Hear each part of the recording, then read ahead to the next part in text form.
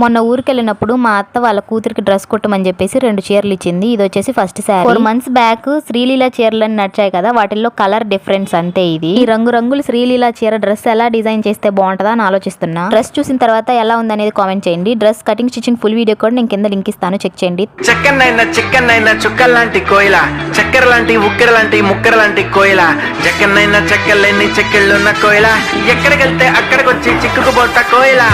ప్రేమ నిప్పు